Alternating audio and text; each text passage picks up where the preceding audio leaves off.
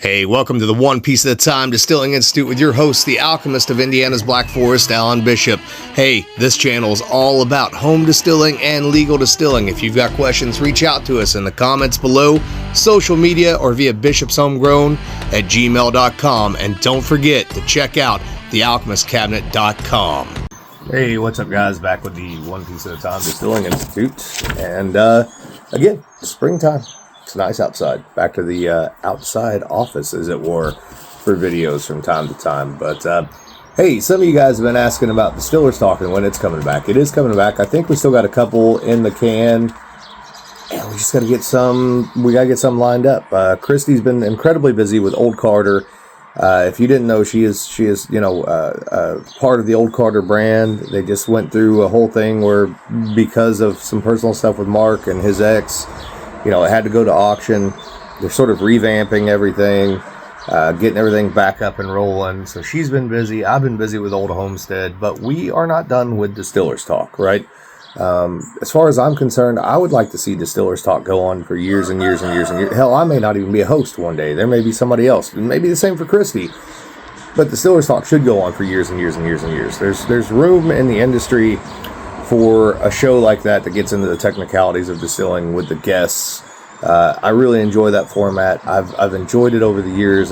I've learned a lot from Distillers Talk, so it is coming back. I mentioned in the previous video too that Distillers Almanacs are supposed to be here next Friday. This is currently the Saturday before Easter. Man, does anybody else grow crazy long eyebrows like overnight? I don't know, maybe I'll just reach that age. I've noticed I get hairs on my nose and hair in my ear, and it doesn't matter. That's a whole separate issue. But they're supposed to be here next Friday. Long and short of it is, the administration of the U.S. Postal Service has started to just choke on cocks, apparently, and they can't do their job. And so they lose stuff. They don't deliver things on time. They've cost me a ton of respect as far as I'm concerned. Thing I didn't mention in the previous video, for those of you who had ordered those almanacs previously, even though you got the digital copy, the physical copy's on its way. Because of the delay, Kim and I have decided that there will be a coupon code that you guys will get for the 2026 almanac that will give you a fairly substantial proportion off of next year's almanac, because you guys have earned that for your patience, and we are incredibly sorry for the delay in the physical copies. But what are you going to do about it, right? I said in the last video that I knew what I was going to do about it, which was drink absinthe, and that's exactly what the hell I'm doing. By the way, Old Homestead Distillery, the tasting room, is open. We've been very quiet about that, haven't announced it, but we're going to at the beginning of May announce that it's open. But you can go and do a tasting right now. We have the White Sunshine, which is based on malted roasted sunflowers. We've got the Newton Stewart, which is the Elise corn and toasted oats and malted corn and the Newton Stewart yeast from the old town of Newton Stewart. We've got flavored sunshines. So we've got like cinnamon, we got lemon drop, we got cherry bomb, we got root beer, we got butterscotch. We do have a traditional peach brandy / sunshine, and we also have an apple brandy / sunshine in there as well. 9-herb charm, which is a new botanical spirit, sort of inspired by things like chartreuse and strega, will be coming soon. The 13th absinthe, which is what I'm currently imbibing, which is out of absinthe, as well as our amethyst absinthe, our aura absinthe as we call it, which is a short-term effect named after the Cure song. Pretty fitting, I think, for an absinthe in particular. Those will be in the tasting room here shortly. Lots of other cool flavors coming soon. Lots of cool liqueurs and cordials of all types. There's a peach cordial based on the old flavored and sweetened peach brandies from the 1800s, early 20th century as well. So great stuff coming along, guys. Anyways, let's get into some questions here. And keep your questions coming. bishopshomegrown@gmail.com, YouTube comments below, and or social media. Let's see. So, hey again, Alan. Thank you so much for answering my questions in your YouTube channel and for encouraging words about my progress. A big boost it was for me. Thank you. I was hoping I could ask you for some more of your insights. I'm currently following a process where I do 3 stripping runs and then 1 spirit run. When I make rum and whiskey, I aim for mashing to give me a wort of 1075 and 1085 in a fermentation that lands me a wash of 9% to 10.5 ABV. I strip down to the bone and end up with low ones in the region of 29 to 30% ABV. I'm not following any advice when it comes to this process. I just kind of fell into it as it suits me fine. There's nothing wrong with that whatsoever. However, I believe I have heard you say on your channel that you prefer your mashes to have a lower specific gravity, especially for rye. If I remember correctly, I think you mentioned the 50s or 60s. I may remember incorrectly, but it may have been in relation to foaming issues. I'm curious where you think the sweet spot is when it comes to mashing gravity. Are there different optimal gravities for different types of mashes, corn-rich mashes, rye-rich, etc.? What are the considerations that you make here, or is higher better? I have one more question, if I may. It's more of a wondering. The official laws for making bourbon state that the alcohol may not leave the still higher than 80% ABV. I find that a weird one. When I run spirit runs in my pot still, the ethanol usually starts about 81 to 82% ABV and then goes down as per normal. This is out of my control. Not that I care either, it's heads. I only care when I'm down to 76, 78% and I'm starting to get into the hearts. But how do professional distillers who must abide by law prevent that alcohol coming out in the heads aren't higher than 80% ABV? At least those who are using pot still, I can't help wondering if the answer is related to the answer to my first question. Keep up the great work you're doing. We're lucky that you take your time and answer all kinds of questions from newbies and experienced moonshiners alike. Always look forward to your next video. I learned so much. Thank you. Fantastic questions again, man. You guys are really sending some bangers over here. So on your stripping runs, nothing wrong with doing exactly what you're doing.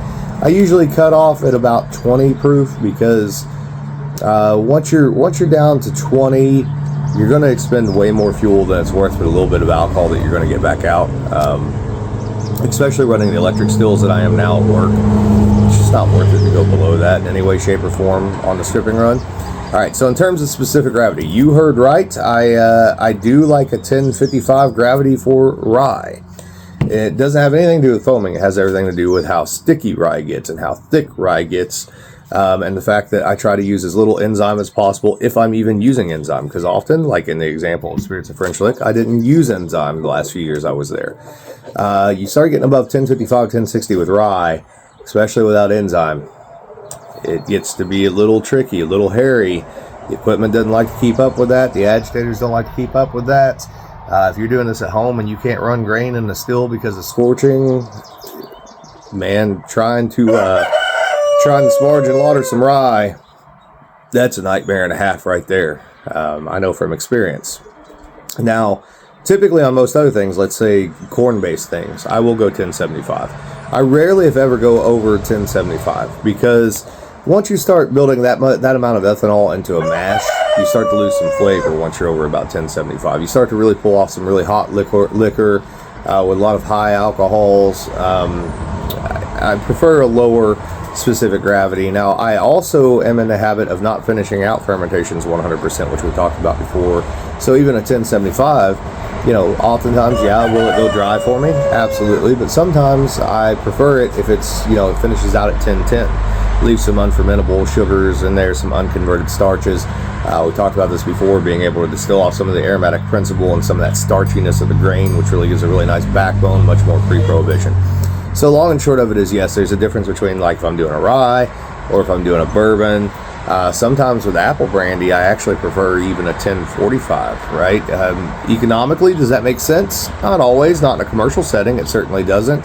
But as far as flavor and aroma, seems to work better at those lower alcohol percentages for apple brandy and peach brandy in particular, as far as I'm concerned. Really noticeable in peach brandy. You start getting up very high gravity on peach brandy, and you just have an ethanol bomb. I think you can see that pretty easily with something like Palinka, which, certain people over the years have called peach kerosene. So you got to be real careful with some of those sort of things. But, it's really for viscosity's sake as well as flavor's sake.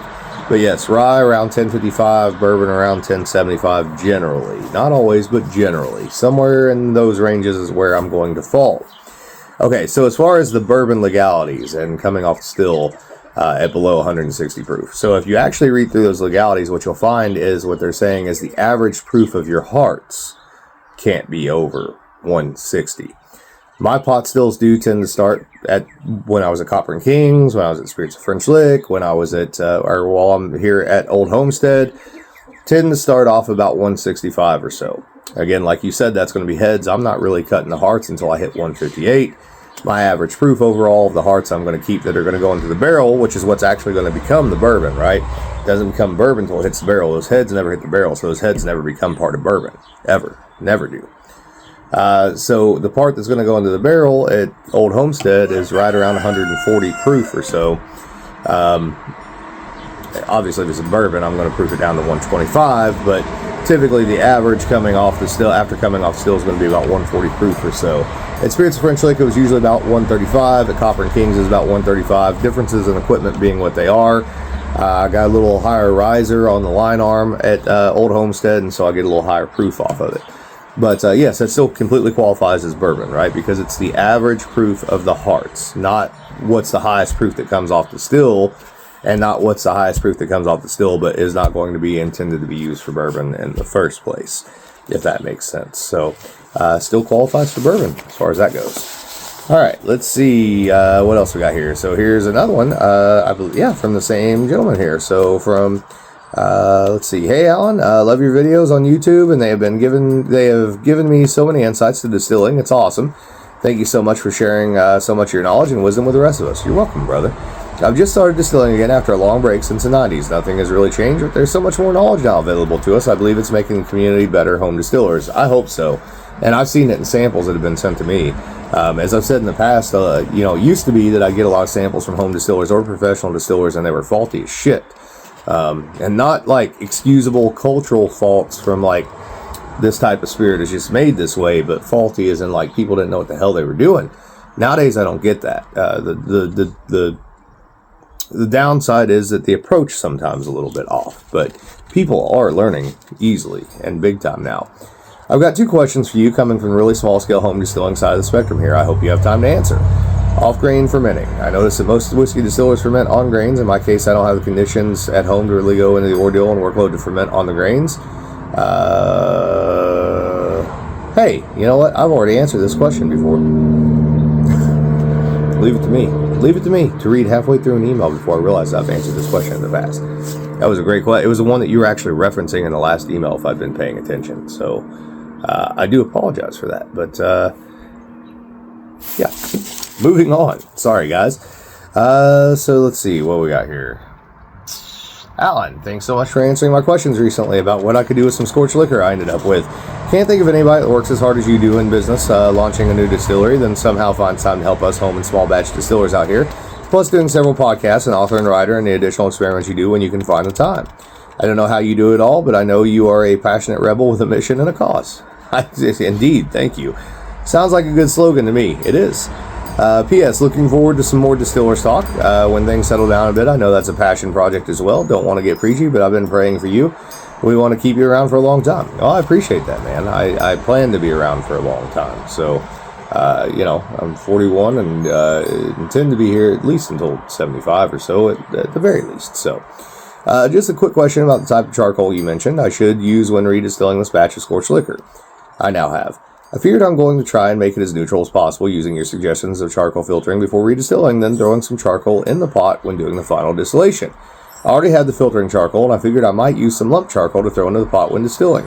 My only concern is that there might be some residues in the lump charcoal left from the manufacturing process, but I thought if it's clean enough to barbecue with, it's probably good enough to distill with. Do you have any thoughts concerning this? Also, I was thinking I'd wash it real good with water before throwing it in the still. Finally, are there any suggestions as far as the amount of charcoal I should use in the still with scorched liquor, or should I just eyeball it? As always, thanks so much for what you do for the home and small batch distilling community. Well, you're welcome, and glad to help you out where I can. So on charcoal, that's what I use is hardwood, typically maple charcoal, lump charcoal. Now I break it up into, let's say, 1/2 inch to 1 inch pieces. For like a 20-gallon still, I usually maybe throw a couple pounds in there. I do clean it with water, wash it with water a couple times, but I have washed it with heads in the past too, right?